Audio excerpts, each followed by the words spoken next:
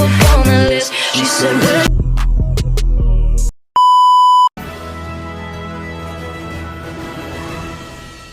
relaxing in a beautiful hotel in Paris with the cutest French boy smiling at you from across the pool is just perfectly splendid in every way. My personal assistant / best friend Lexi rushed towards me while holding a letter. She read it out loud. "Fancy a date on my yacht tonight? Meet me at 7 on the harbor." The boy across the pool winked at me. That night, I learned that his name was Pierre, and he treated me like a princess. But our splendid date was interrupted by a panicked call from Lexi. "Your dad's secretary called, and he's just sent the jet for us to leave right now." Ugh, he must have been mad because I'd been absent from school for a week now. I so didn't need school. I said my goodbyes to Pierre, who said he wanted to see me again, but I just smiled and left. Oh, hey there. My name is Blair, and I have an almost perfect life. I'm as smart as Einstein himself. There's only one little problem. I'm left. Oh, hey there. My name is Blair, and I have an almost perfect life. I'm as smart as Einstein himself. There's only one little problem. I'm dyslexic, but it's no big deal because I have Lexi to read everything for me. I used to be #1 in literally everything, but things took a wild turn when a foreign exchange student joined our class. Please hit that subscribe button before I tell you my whole story. The next day, my limo dropped Lexi and me off at our school, a very expensive private one, where only families with a net worth of at least $1 billion can attend. "Blair, watch out!" I screamed when I saw an angry dog charging towards me. What was it doing here? Pets aren't allowed. Francesca, my arch nemesis, picked it up while laughing at me. "Good boy," she whispered, but I heard it. This insecure brat always found a way to ruin my day. "Oh, hey, Blair. I'm giving out our newest luxury product, this $1 million perfume. This $1 million perfume for free. I thought you might need one. Thanks, Francesca, but I'd rather donate it to charity." The principal appeared and got angry when she saw her dog. "Our dog mansion with 10 floors is currently being renovated, so my baby needs to roll with me." Ugh, what a show-off. The principal shut her mouth when Francesca gave her a stupid perfume, too. In the middle of class, I suddenly forgot how to breathe when the most gorgeous boy that I'd ever seen walked in. "Everyone, I would like you all to meet Terrence, a foreign exchange student from Korea, and he will be with us for this school year." We were all speechless as we looked at him. Francesca immediately offered her seat, but Terrence just headed quietly to the back. Our math teacher then started the discussion and suddenly asked us to solve the area of a stadium on our tables. Such a no-brainer. The answer is, it's 69,963 square meters. We all turned to Terrence. 963 square meters. We all turned to Terrence like we'd seen a ghost. He'd answered before me. Like, how? After class, all the girls flocked around him, including Lexi. I tried to smile at him too, but he didn't smile back. What a snob. I snatched Lexi away from him and told her to cut it out. "Do that again and I'll fire you." "Oh, come on, Blair. He's literally perfect. He's like Lee Min-ho." "He's not my type." Terrence might have heard that because he turned to me, but so what? He snubbed me, and first impressions last. Every year, our principal holds an auction party, and this year, all the proceeds would be going to poor children in Africa. The last item to be auctioned was a beautiful pearl with a special history. It cost around $50 million. As expected, Francesca and I started the bidding battle. 100 million, 200 million, 500 million. 1 billion. Then the principal asked if anyone wanted to go any higher. Stop me, but I couldn't let Francesca win. 2 billion. 10 billion. Silence filled the room when a male voice joined in and said, $100 billion. Everyone turned to the back. It was Terrence again. He really was something else. The principal declared, "Wow, that's a new record. Sold." My eyebrows shot up when I saw Francesca offering him a handshake in a flirty way. Lexi said, "I think you two look better together." Ew, stop that, Lexi. He's a snob and only loves his phone. During our finals week, as usual, I took a special oral exam because of my reading condition. When the results came back the next day, the blood drained from my face. when I didn't see my name at the top spot. It was Terrence. He hadn't even been in our school a full year. Then Francesca appeared from nowhere and said, "Just accept the fact that you're a loser now, Blair." I asked Lexi to do some research on Terrence. I needed to know what was up with him. He seemed like the love nowhere and said, "Just accept the fact that you're a loser now, Blair." I asked Lexi to do some research on Terrence. I needed to know what was up with him. He seemed like the love child of Einstein and Bill Gates. One day, while I was rushing to the toilet, I bumped into him and tripped over. Jeez, his chest was as hard as a tree. I looked up at him and met his cold, brown eyes. I was expecting him to offer his hand, but the jerk skipped past me like I was trash on the floor. I'd never felt so humiliated. It was the first time a guy had ignored me. Lexi came to the rescue and helped me to my feet. He helped me when I tripped out of my helicopter yesterday. Sorry, girl, but you're not his type. Francesca's comment made me furious. Thank God Lexi calmed me down, or else. During lunch, Lexi told me that she'd finally finished her research on Terrence. He was a young CEO in Korea, and his company develops games and software. That's why he's always on his phone. So, he's a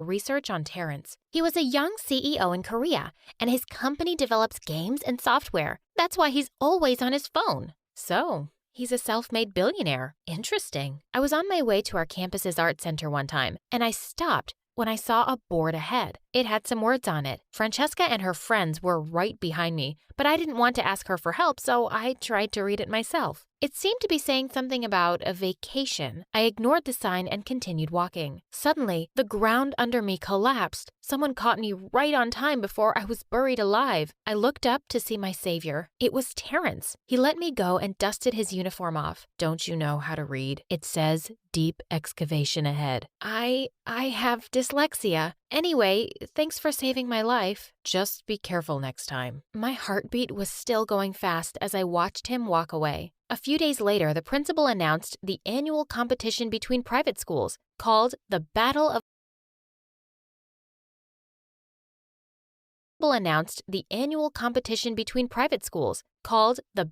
the Brains. I was so ecstatic when I was picked again to represent our school. I always aced it. The problem was, the competition would be all about teamwork, so I needed a partner. And Terrence was picked. Lexi came up to me and said, "Oh my God, I ship you both. This is going to be fun." I ignored Lexi's stupid comment and told Terrence to meet me in the music room. We needed to talk about the competition. While I was waiting for him, I started playing the piano. I couldn't finish the song because I forgot the keys. Just in time, he arrived and continued for me. We were so close to each other and it felt really weird. I was about to move, but the way he played was hypnotizing. I flinched when I felt a spark as our fingers touched. He looked down at me after he finished playing. "That's how you do it. I don't need piano lessons right now. We need to plan a strategy. Just focus on the spelling. Memorize the letters of the longest words, and we'll be fine.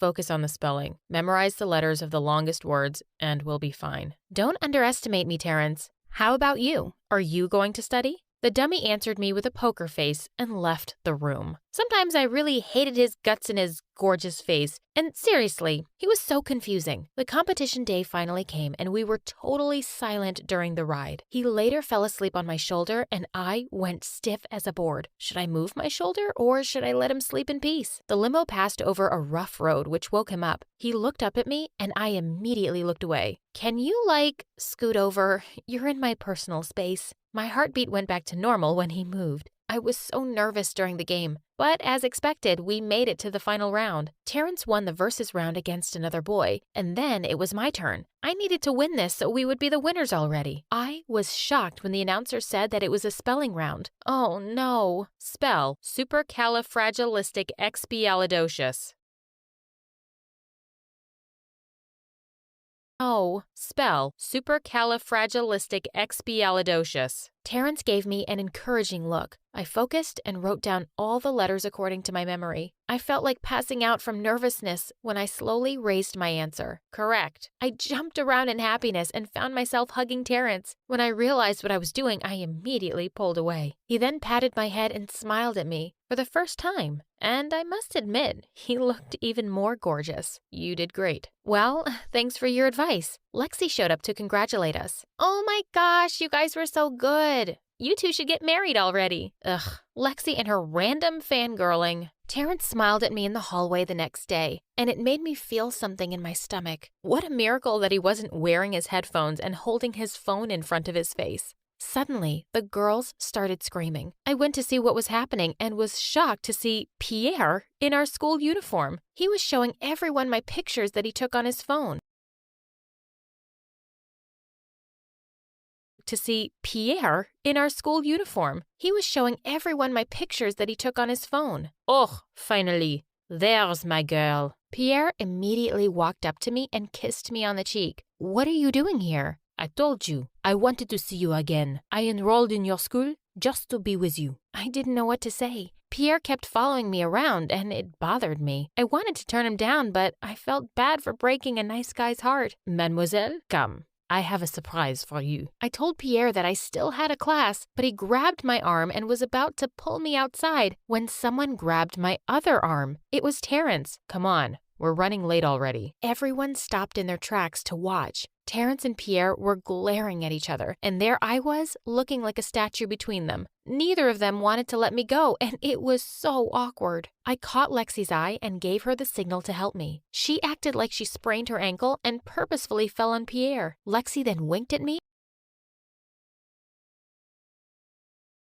A helicopter flew us to a beautiful place, and while we were enjoying the marvelous view beneath us, I felt his hand holding mine. It gave me an electric feeling. I'd never felt this way before. After our helicopter date, he brought me to this Korean restaurant and made me taste their delicious specialties. We fought over the bill, and he won and paid for it. I then gave the waiter a tip, a key to a car. That's very generous of you, but I prefer giving tips like this. He gave the waiter a business card and told him that his secretary would assist him in enrolling in the school of his choice. Education is more important, Blair. Oh, he was wiser than I thought. It was almost midnight when we strolled in the park. When I complained about my high heels hurting my feet, he gave me a piggyback ride. This man had never failed to surprise me. We were inseparable over the next few weeks, while Lexi always ended up distracting Pierre. One day, Terrence was teaching me Korean when Lexi kept calling me. I was enjoying our session, so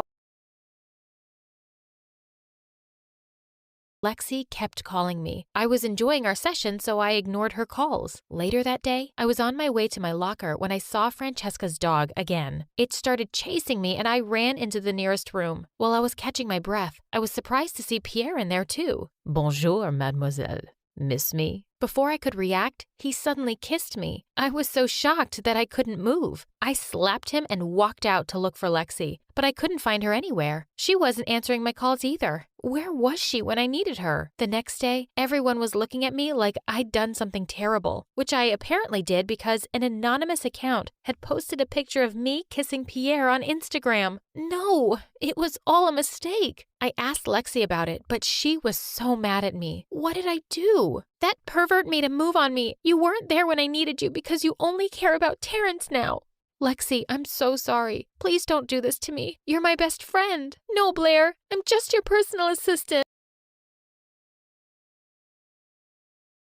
Blair, I'm just your personal assistant. Oh, not anymore, because I'm resigning. I was crying as she left me. I looked for Terrence and found him in the music room. Terrence, it's not what you think. Let me explain. I don't deal with cheaters. I tried to convince him, but my heart broke when he said, "Get lost, Blair. I don't want to see you again." I was totally miserable after that. My best friend and boyfriend were ignoring me, and everyone was calling me a cheater. One day, I passed out in my room because I hadn't eaten all day. When I opened my eyes, the first thing I saw was Lexi. Thank God you finally woke up. You had me so worried. Are you okay? How can I be okay when you hate me now? Oh my God, stop. I'm not used to seeing you cry. Lexi then told me that she overheard Francesca and Pierre talking about their plan to set me up. I knew it. I need to talk to Terrence. She then looked away and said, "He went back to Korea this morning." What? Are you freaking serious?